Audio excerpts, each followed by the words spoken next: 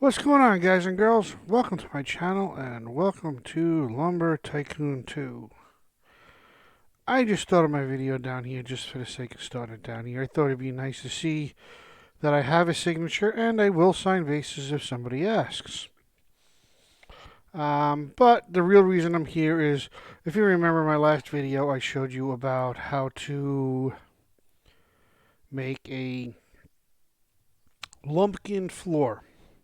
Now, I modified that a little bit. I'm going to show you the finished product and I'm going to show you how I went about doing it. So this is right here my Lumpkin floor.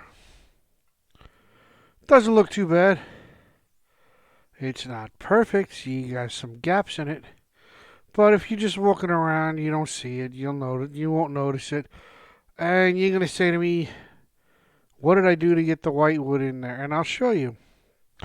The reason I did it is because, just simply put, I didn't buy 10 gazillion of these things. I only bought half a gazillion. So it didn't fill the whole room the way I wanted it to. So I used a black and white pattern to fill in the floor. If you want, you can probably pick these tiles up and get them in a little tighter. It'll take you some time because usually what happens is as soon as you start working on it, everything else gets all out of whack and you got to basically rebuild the floor from the ground up again. But once you got the glass on it and once you got it in position, it doesn't really move too much. I was surprised. I thought after loading in the base a few times, it would start glitching out. But this is about the 5th time I've loaded in the base and it hasn't glitched out on me. As you can see, I used, not Sinister Wood, what's the other wood? Spook Wood to fill this in. I just thought it would look good in here. I don't know why. Probably doesn't, but I thought it would. Toilet bowl, shower. I still got to put a faucet and a shower head in there. And a ceiling and do the approach lighting. What I want to do is I was thinking of getting the giraffe painting from Amazing Gaming, aka what my shirt has on it. Actually, I think it's the back of the shirt. That's the painting. I was gonna hang them over each sink, like they were two different medicine cabinets, and then put lights over them. So I'm still working on this, but I wanted to show you the floor. And I'll show you real quick how I did it. It turns out that the lumpkins are pretty close to 1.8 by 1.8 by 1.8. So what I did is I took some of the whitewood, ran it through, set it up in here, cut it to length. And let's see, we're going to cut it right there.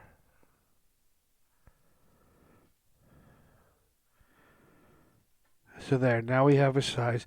Gives you a lot of scrap. So I got a few, I say, all right, to do that room, it took me about 5 trees. This is like a sixth, fifth, sixth, and seventh. Part of the fifth, part of the sixth, maybe seventh, and that. It took me about 5 trees to get everything set up. So what I did is I would take the piece that I want, I'd put it in place like this. Let's say this is the wall of the room, right? I put it in here like this, and then I would take this and I would stand it on end. The way you can tell it's on end is if on all 4 sides the grain is going across. Because if you have it on the side like this, you'll see on one side the grain's going up and down, and the others it's not. So if you have the grain going across on all 6 sides, you'll have it definitely a 1 by 8 by 1 by 8, and you put it in the, see, and as you can see, I cut it a little bit too high. It's a hair taller than the and then I would just stack the next one and then do the next one, and then I would put the glass on top of it. And I found that the more horizontal you got, the closer to the plane when putting the glass in, the easier it was. And another thing that I figured out is, let's say like this piece, it's just a little too tall, right? If I set this thing to like 1 by 0.8, I could push this through, make it a plank that 1 by 0.8, cut just a little bit off the end, and then set it to 1.8 by 1.8 and send it through again, and it'll come back pretty close to the right height. They don't have to be perfect, but that's how I built the floor. And like I said, surprisingly, it's not glitching out. Don't mark my words on that, though. I won't be surprised if this thing one day just decides to explode and I have lumpkins flying all over Lumberland. So, but in the meantime, you can't glitch it out by walking on it because of the glass. It seems to be relatively stable now that it's in here and been loaded in a few times. So I think it's going to work pretty good for me. The glass gives some funny effects sometimes, like the seam right here. But overall, pretty good. I got to put a roof on the room. And like I said, I got to do the medicine cabinet and do lighting and a few other items in here. But this is the general gist of what the bathroom's going to look like. And as I showed you over here, this is the general idea on how I built the room. So let's say we could take this piece, and this piece would start this row right here. Obviously I gotta cut that to the right size. But then I'll put another black one right here, and then just build it out. I thought of going yellow, but I didn't like the idea of yellow and black for a bathroom floor. It didn't appeal to me, so I went with black and white. I thought that was more appropriate for like a tile floor. Anyway, guys, quick video. Just wanted to show you the floor, my ideas on how it looks, how I'm going to finish it up. And the last thing I want to do is I want to leave you this thought.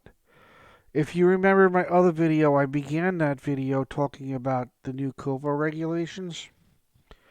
And to be honest with you, I'm still a little afraid of them. And anybody who's not got to have their head examined, simply put. The COPPA regulations basically say if your stuff is for kids and it's not marked as such, you can get a fine up to $42,000. And I'm not terrified like I was up to Friday morning, but I'm still scared. I'm still concerned. Basically, Friday afternoon, the FTC tweeted out a thing about a whole page thing about trying to define the content that's more, that's definitely geared towards kids versus stuff that's geared towards everyone. And there's still some gray areas in there, but basically what they're saying is things that are obviously geared towards kids better be labeled as such. For example, Blippi. If you guys know Blippi out there, he's definitely geared towards kids. He is going to be affected. His monetization is basically going to die. His visibility is basically going to become non-existent. If you don't know Blippi is there and you don't know where to look for him, you ain't never going to find him. And that's a stupid thing, but I'll get to that in a second. Somebody like Ryan's Toy Review, they're in deep also because of the same thing. They're obviously geared towards kids. There's child actors in there. They're talking about toys. It's blatantly kids content.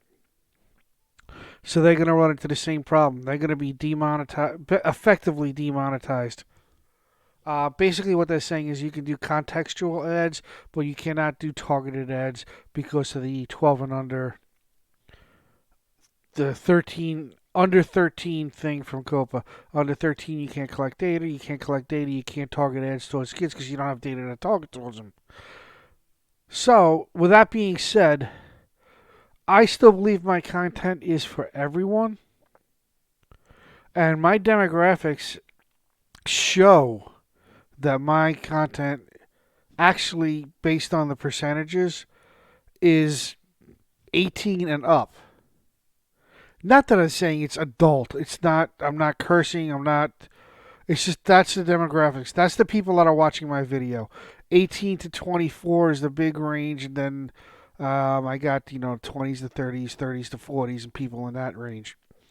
I have nobody on between 13 and 17 watching my videos, or if they are, there's such a small percentage that they're not even being registered by my demographics on my analytics. But like I said, going back to what I was saying, I believe I am for all ages. However, I have to try and take this from the perspective of the average Joe Schmo out there that doesn't know anything, looking at doing a search, finding my video, and clicking on it. Would they say it's geared towards 13 and under 13 children? I'm still in the gray area on that because I don't know. I think I'm geared towards them, but I'm also geared towards teens and I'm geared towards adults. I'm geared towards anybody that's playing, in this case, Lumber Tycoon 2. Or if I do a video on, let's play, say, Saber Simulator, which Amazing Gaming has been doing. If I do a video on that, that's people that are playing that. So I don't know what the outsider is going to think my video is for, even though I know what it's for. So that's where I got to be careful. So on that note, I'm going to let you know what I plan on doing, and I apologize for saying this in advance. But, well, I can't say that. I apologize for having to do this, but at this point, I don't have a choice because I really don't want to start getting hit with fines. Come like the last week in December, I'm going to flag all my videos as private. And I'm just going to hang out and watch and see what happens to the people on YouTube. Keep an eye on it, keep tracking everything, and see what happens to people that do content similar to mine. I mentioned Amazing Gaming, Code Primate, Seniac, Dig Dug, even though he hasn't put stuff out in a while, Bunny Films, and the list goes on. All of these people do content similar to mine, or I should say, I do content similar to theirs because they've been around longer than me. But my concern here is I don't want to get hit with a fine just because I mislabeled them and I thought my stuff was for everyone, and the quote unquote world population thinks otherwise. So, like I said, this area of what my content is and other people like me is still kind of gray. So, I'm not sure what I need to do. So, I'm going to temporarily mark all my videos as private. Hopefully, for no more than a few weeks, maybe a month. And we'll see what happens to other people. Because they said once January 1st comes around, they're going to do a sweep of YouTube and see how good they're doing with the compliance. So I want to, just back away, see what happens. I'm not big enough that I have to stick around. Somebody like Sabrina Bright, she's huge. She's going to have to stick around, I think. But, I just got to watch my proverbial butt here, so. And going back to what I was saying before about Blippi being non-monetized and not searchable, that's the other problem. And this makes no sense to me whatsoever. And tell me what you think about this if you want to comment. But basically, if I mark my videos as for children only, if I'm not monetized, but you basically go to contextual monetization only, which is 30 to 90% less money than you would make if it was targeted ads. That's number one. Number two, you lose the ability to be searched, which makes no freaking sense at all. If I got a 10-year-old on here doing a search for Lumber Tycoon and nothing comes up but adult content, something's wrong there. But that's another story. But yeah, so we lose the ability to be searched, we lose monetization, we lose notifications. So even if you know about my channel, you have to actively go look for my channel and see if I put anything up. You will not get notified that I put something up. Stupid. Again, I don't know why. What's wrong with saying, ding, hey, there's a video, come watch it? I don't get that, but that's besides the point. Yeah, I'm rambling here, I know. So anyway, guys, on that note, we're gonna shut this down. Hopefully, I'll have a few, couple more videos. Two. It's the end of November, so I say I probably should have about three more videos. And my last one is not going to be a quote unquote goodbye video, but it's going to be a I'll see you later video type of thing. I hope. And we're going to see how January unfolds for the other people that do content similar to mine. I hope you understand where I'm coming from for all this, my concerns, the fact that I don't want to get, you know, don't want to get a fine. I do, I really want to keep putting this content out for you guys. I have 70 subscribers, so first of all, I want to say thank you very much to all of you, all 70 of you. And I also noticed that about, I think it was about 65% of my viewers are not subscribed. I want to say thank you to you guys for just coming and watching. It was fun doing this since, I'll say, about September of last year. I'd really like to keep doing this. I invested some money to do this. I bought a $40 microphone. I know it doesn't sound like much, but I bought a $40 microphone. I bought $100 and something in software to do the video editing, which I just purchased that recently.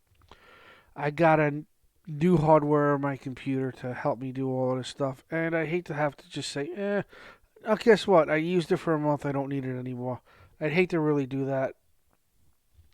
I really want to put stuff out for you guys and keep you engaged and hope you enjoy.